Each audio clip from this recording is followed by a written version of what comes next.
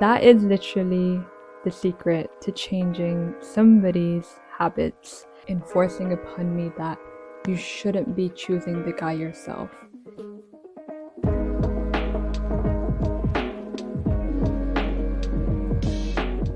Hello! Welcome to the second episode of your Comfort Sisters Diary.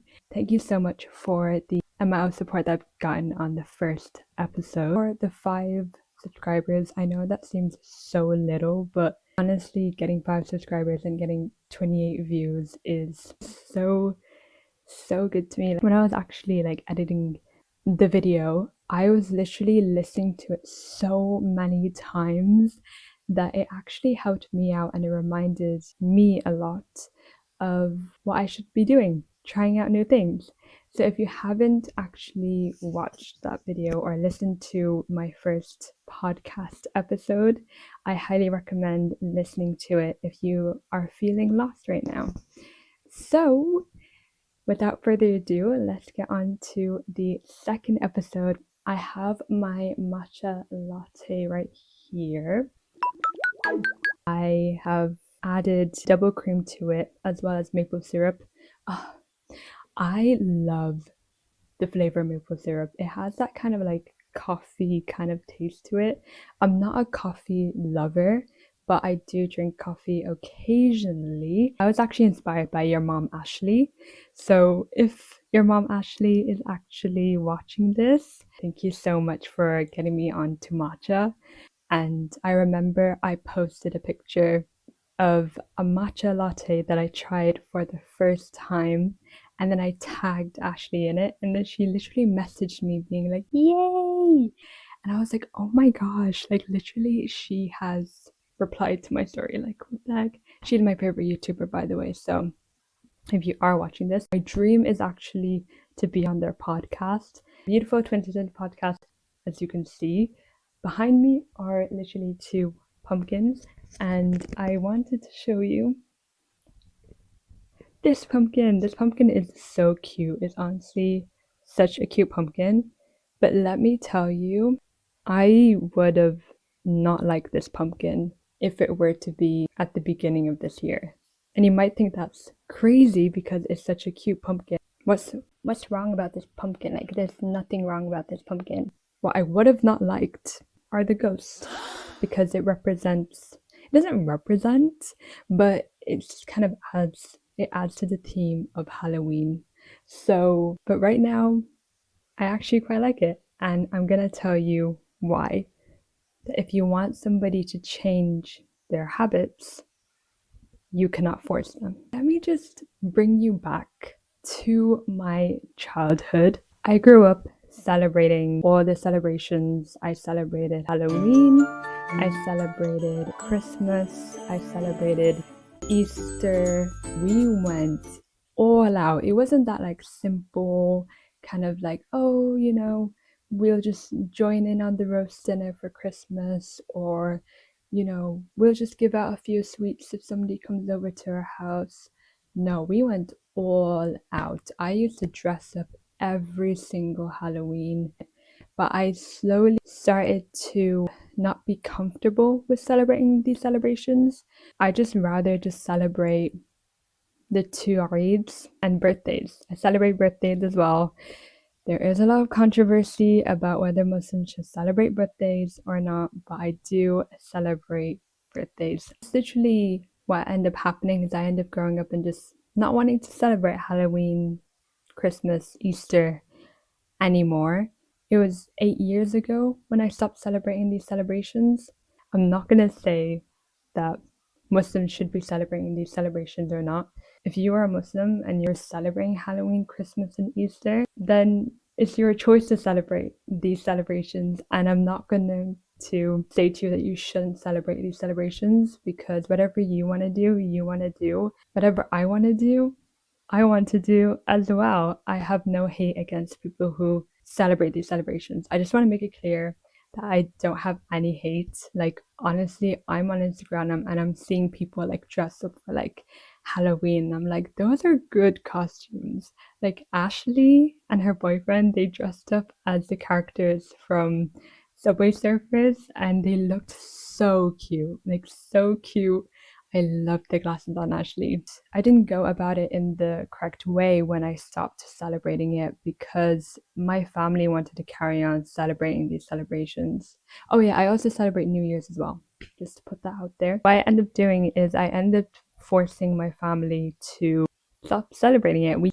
And me being the youngest did not help because when you are the youngest of the family, you often get what you want in the family. And I think that just made me become that kind of person that was like, no, we're not having the Christmas tree up. And then my mom is like, okay, I guess we won't have it up. And then my sister's like, but like, there was this one Christmas and my sister hid little presents inside the Christmas tree. So, you know, there's like little jewelry boxes, so like a little box that has a necklace in it or like a ring in it.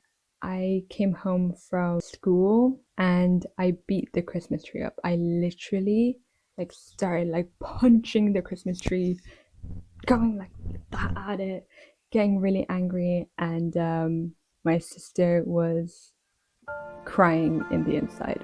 Ended up being fine at the end because I ended up opening the presents and liking the presents. It literally got to the point where I was just wanting my own way.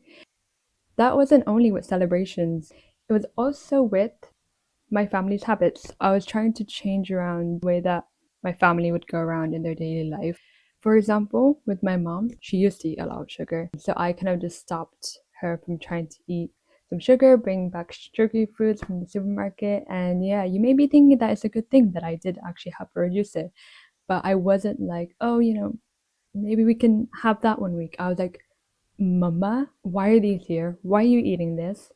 You shouldn't be eating this. You know the effects of sugar on your body.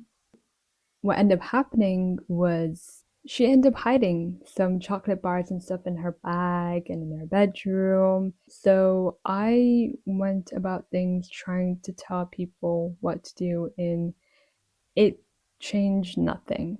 You could be watching this being like, you went about it in the worst way.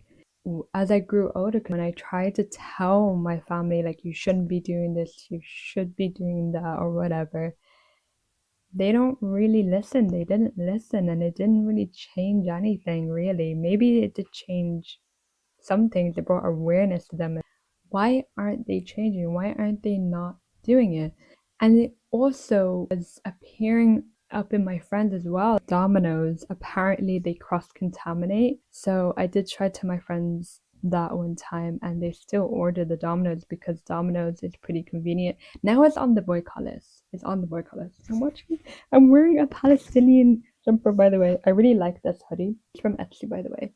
Why, when I tell people that you shouldn't be doing this, why are they not stopping? Like, I'm giving them actual facts. That is primarily because we as human beings don't like being told what to do. If my mom tells me that you should be doing this, cleaning my bedroom, she's like, oh, you know, I think you should set it out like that. And I'm like, no, I don't want to set it out like that.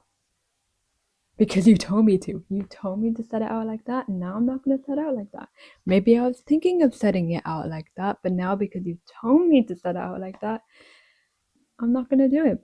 When we do something ourselves, we like to take credit. If somebody tells you to do something and you end up doing it, it's more of like their achievement than yours.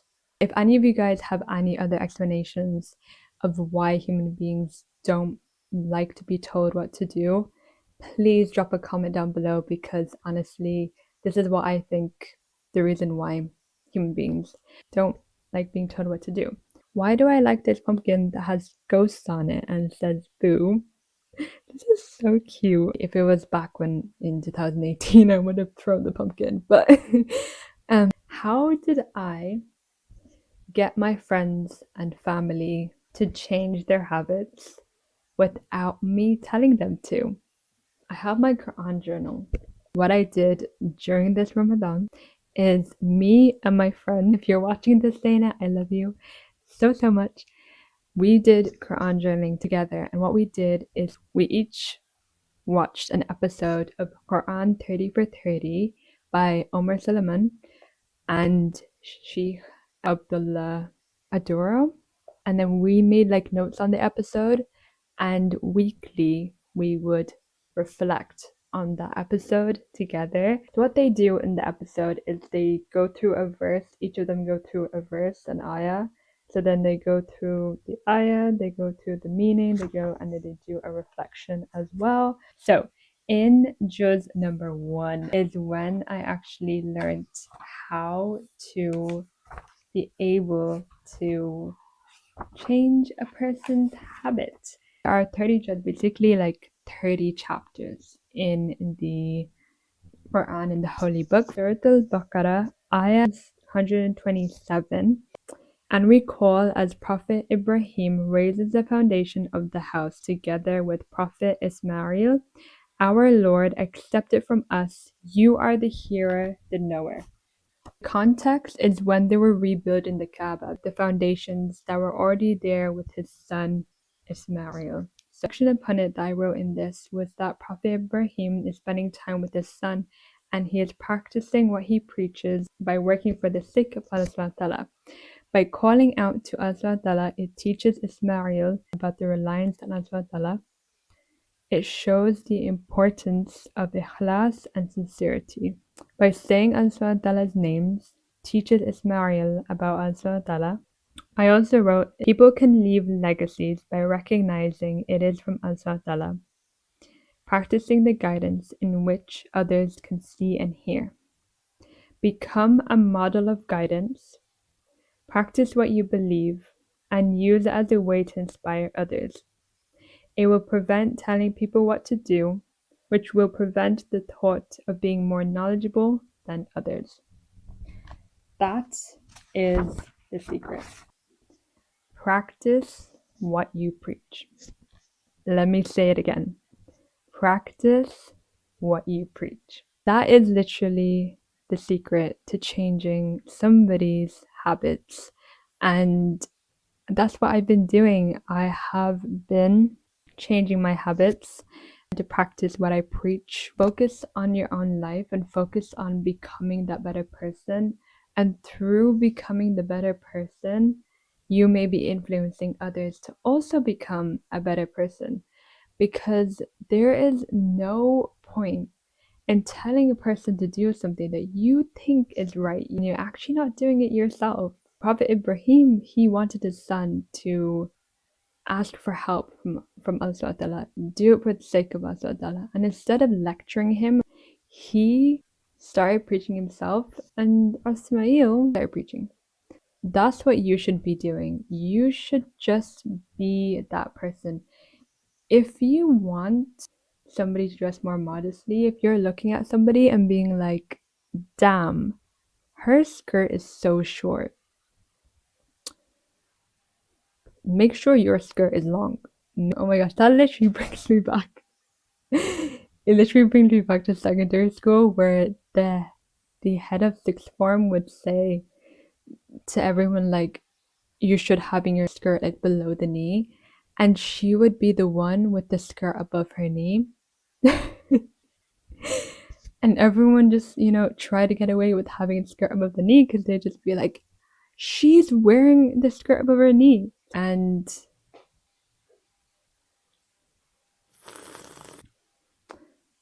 this reminds me of a conversation that I had with my friend, and me and my friend, and I realized that we are slowly becoming opposites of each other, which is actually a pretty sad thing.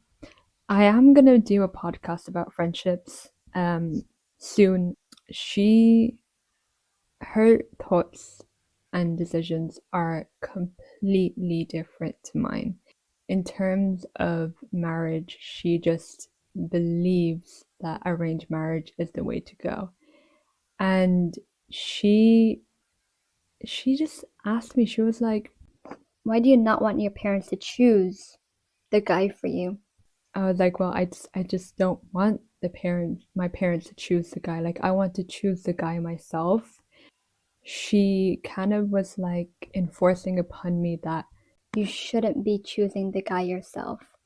You should allow your parents to choose the guy. And she also questioned me, being like, how did your parents meet each other? It doesn't matter how my parents met each other. What matters is how I'm gonna find the guy. It matters to me, but it doesn't matter to you. Because at the end of the day, it's what the relationship is in your marriage. We both have completely different views on what a marriage should look like. She was just trying to enforce her opinions on me. She was just like, your parents should be the one that choose the guy. And I was just like, it doesn't change my opinion. It just really, really shows that you shouldn't be trying to enforce something. Still don't want to go for arranged marriage. Like, sorry, I am not going to go for arranged marriage. Future husband, if you're watching this, we did not meet up because of my parents. Live the life that you would have wanted somebody else to live. You shouldn't think that a person should change their ways just because you're changing your ways. Bring it back to me no longer hating on Halloween and actually liking this pumpkin. This year, I have chosen to not stop my family from celebrating Halloween, Christmas, and Easter. And I feel so good for saying that because I feel like such a bad person for forcing people to not do the things that they've been wanting to do. I'm gonna let my family celebrate Christmas. And again, I'm not gonna partake because I want to do what I want to do and I want to do what is best for me. If me not celebrating these celebrations has no effect on my family, it is okay. It's completely okay because it's their lives and it's not my life. Don't become your parents. Period. Period. I put it in all caps because it's literally so true. Live the life that you want, and you may end up changing the lives of others for good. So yeah, this is the end of my episode 2, and I hope you really like this episode. And yeah. And before I end up ending this episode, I do have a question for you guys. If you could help me out here, it is a question, and I may end up just like using this advice in the next episode. There's a problem that is happening with me and my friend, and what is happening is that we are both encountering a person that is doing stuff against our likings, but they are talking to us in such a kind and warm tone. So imagine me telling you guys something that you do not like, but I'm talking like in this like nice, kind, warm tone, but you still don't like what I'm saying. That's basically what is happening and it's affecting our lives, right? Let me just give you an example of what is happening to me right now. So in Vision Express, basically, I got glasses from Vision Express, and I think they accidentally put a stronger prescription on my glasses. So when I went to them and I was like, I think you put a stronger prescription on my glasses. And instead of being like, oh no, sorry, let me double check the prescription and stuff, that why I put on the glasses, they did not check the prescription on the glasses, on actual glasses. And they said to me, oh, you have a on, like you have a sty that may be affecting your vision. For you to, we can change it, but what if like in a week it goes away, your on, and then we have to change it again?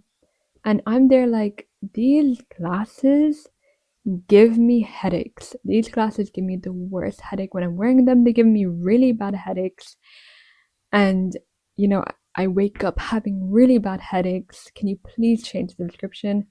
And because she talked to me in such like a kind, warm way, I ended up, being like, it's okay, it's fine.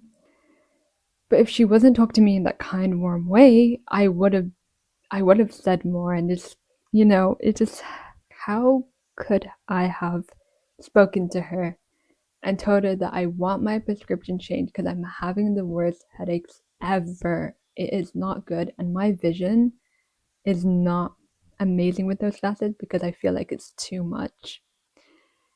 How do I talk to her? How do I address with the girls? So how do you address those kind of people? Let me know. Let me know if you know the answer to that.